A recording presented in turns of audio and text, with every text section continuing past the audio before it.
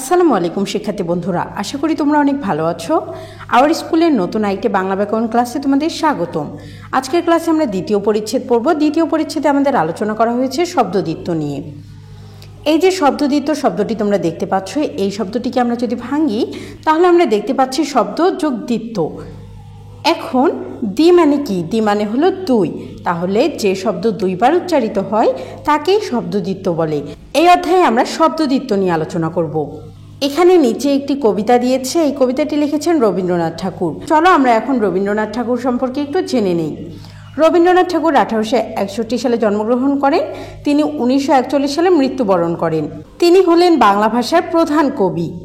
তোমরা সবাই জানো রবীন্দ্রনাথ ঠাকুরকে আমরা বলি বিশ্বকবি। তাহলে তিনি হলেন বাংলা ভাষার প্রধান কবি। সাহিত্যের সকল শাখায় তিনি অসামান্য দক্ষতার পরিচয় দিয়েছেন। তার উল্লেখযোগ্য বইয়ের নাম সোনারতরী, বলাকা, পুনশ্চ, গল্পগুচ্ছ, গোরা, কালান্তর, ডাকঘর ইত্যাদি। 1913 সালে তিনি গীতাঞ্জলি কাব্যের জন্য নোবেল পুরস্কার লাভ করেন। নিচে রবীন্দ্রনাথ ঠাকুরের নদী কাব্যের কিছু অংশ সংকলিত হয়েছে। নিচে বিশ্বকবি রবীন্দ্রনাথ ঠাকুরের নদী কাব্যের কিছু অংশ সংকলিত হয়েছে। এই কবিতাটির বিভিন্ন অংশে আমরা শব্দদ্বিত্ব লক্ষ্য করব। আমরা কবিতাটি শুরু করি। নদী যত আগে আগে চলে ততই সাথী জোটে দলে দলে। নদী যত আগে আগে চলতে থাকে তত তার সাথী মানে বন্ধু জুটতে থাকে, তার বন্ধু দলে দলে জুটতে থাকে। তাড়াতাড়ি মতো ঘর হতে সবাই বাহির হয়েছে পথে। সবাই সবার মতো করে তাড়াতাড়ি করে ঘর থেকে বাহির হয়েছে পথে। পায়ে ঠুন ঠুন বাজে নুড়ি, যেন বাজিতেছে মলচুরি। নুড়ি মানে হলো পাথর, মল মল মানে হলো পায়ের অলঙ্কার, নুপুর বা পায়েল। পায়ে ঠুন ঠুন করে বাজে নুড়ি, যেন বাজিতেছে মলচুরি। মানে নদীর পায়ে এমনভাবে পাথরটা বাজে যেন মনে হচ্ছে কেউ নুপুর পরে হাঁটতেছে। নুপুরের যেরকম শব্দ হয় ঠিক সেরকমভাবেই ঠুন ঠুন করে তার পায়ে নুড়ি পাথরটা বাজতে থাকে। গায়ে আলো করে ঝিকিঝিক, যেন পড়েছে হীরার চিক।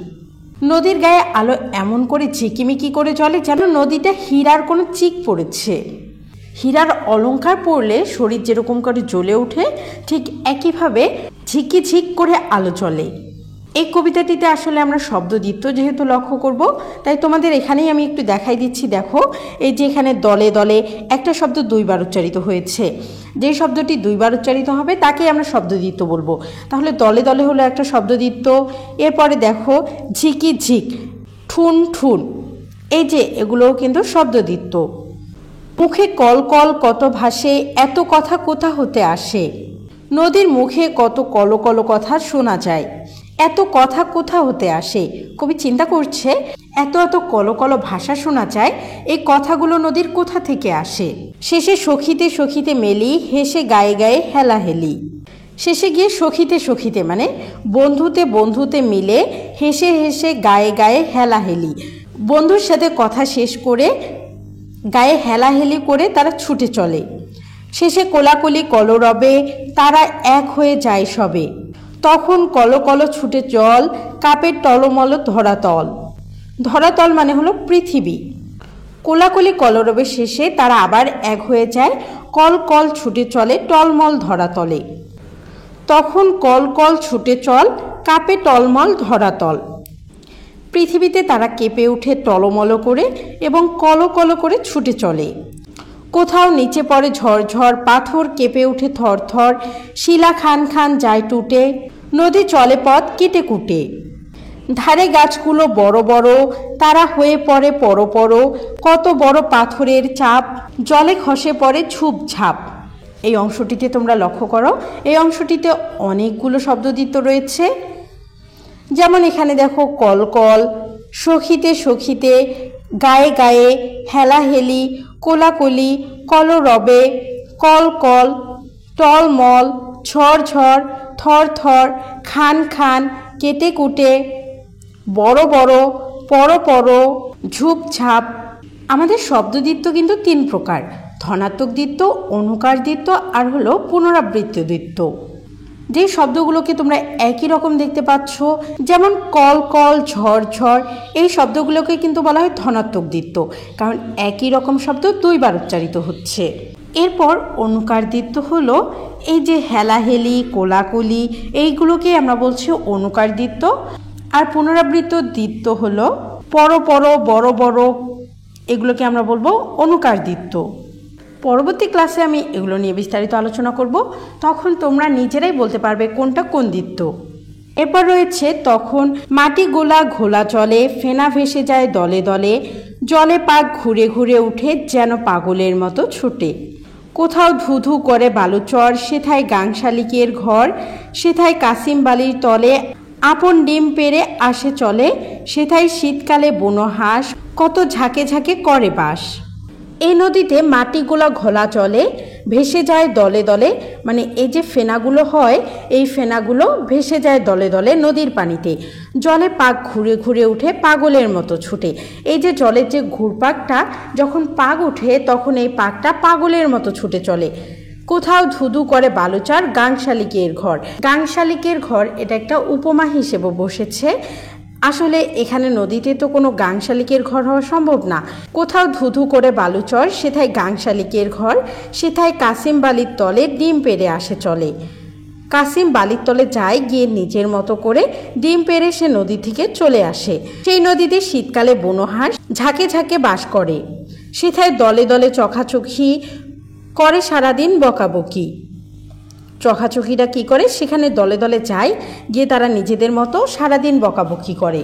সেথায় কাদা খোঁচা তীরে তীরে, কাদায় খোঁচা দিয়ে দিয়ে ফিরে। সেই নদীর তীরে তীরে কাদা খোঁচা থাকে, এই কাদা খোঁচারা কাদায় খোঁচা দিয়ে দিয়ে ফিরে। সেই কাদা খোঁচারা কাদায় খোঁচা দিয়ে দিয়ে ফিরে যায়। নদী চলেছে ডাহিনে বামে, কভু কোথাও সে নাহি থামে। নদী ডানে বামে তার মতো করে চলছেই, সে কোথাও যেন থামে না। সেথায় গহন গভীর বন, তীরে নাহি লোক নাহি জন।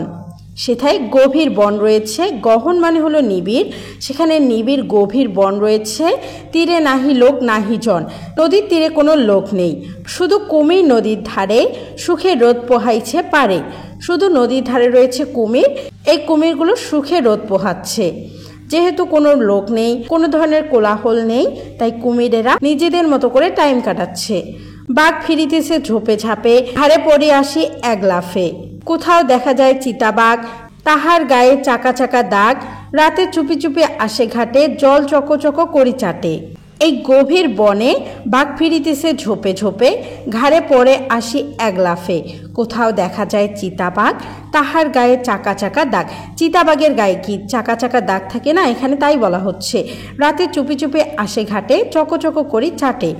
তারা কি করে, এই চিতাবাঘগুলো রাতে চুপ করে আসে এবং এই নদী থেকে জল চকচক করে চাটে, চেটে তাদের পিপাসা নিবারণ করে। হেথায় যখন জোয়ার ছোটে, নদী ফুলিয়ে ঘুলিয়ে ওঠে। মানে যখন জোয়ার ওঠে তখন নদী কি করে, ফুলিয়ে ঘুলিয়ে ওঠে। তখন কানায় কানায় জল কত ভেসে আসে ফুল ফল। এই কানায় কানায় যখন জল পূর্ণ হয়ে যায় তখন অনেক জায়গা থেকে ফুল ফল আসে এবং এই ফুল ফলগুলো ভেসে ওঠে। ঢেউ হেসে ওঠে খলখল, তরি করিয়ে ওঠে টলমল। ঢেউ খলখল করে হেসে ওঠে এবং তরি করিয়ে ওঠে টলমল। নদী অজগর সম ফুলে, গিলে খেতে চায় দুই কূলে।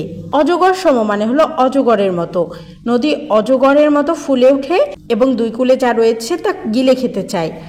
আবার ক্রমে আসে ভাটা পড়ে, তখন জল যায় সরে সরে।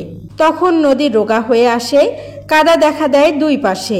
ভাটা পড়ে তখন নদীর জল শুকিয়ে যায় এবং নদীর রোগা হয়ে আসে, তখন কাদা দেখা যায় তার দুই পাশে। বেরোয় ঘাটের সোপান যত, যেন বুকের হাড়ের মতো। ঘাটের যে সিঁড়িগুলো রয়েছে এই সিঁড়িগুলো যত বেরোয় তখন মনে হয় নদীর বুকের হাড় দেখা যাচ্ছে। আমরা শুকিয়ে গেলে যেমন আমাদের বুকের হাড়গুলো দেখা যায়, নদী শুকিয়ে গেলে তেমনই তাদের বুকের হাড়গুলো দেখা যায়। এরকমই একটা ধারণা দিয়েছেন কবিগুরু রবীন্দ্রনাথ ঠাকুর। শিক্ষার্থীরা, এই কবিতায় আসলে তোমাদের শব্দদ্বিত্বগুলোই দেখানো হয়েছে। তোমরা নিজেরা একটু শব্দদ্বিত্বগুলো খুঁজে খুঁজে বের করবে এবং আন্ডারলাইন করে রাখবে। শব্দের অর্থ: অজগর সম মানে হলো অজগরের মতো, কানায় কানায় মানে হলো পরিপূর্ণ, গহন মানে নিবিড়, চিক মানে গলায় পরার অলংকার, টুটা ভাঙ্গা ধরাতল পৃথিবী, মল মানে হলো পায়ের অলংকার, সোপান মানে হলো সিঁড়ি। শিক্ষার্থীরা, আশা করি তোমরা কবিতাটি বুঝতে পেরেছো।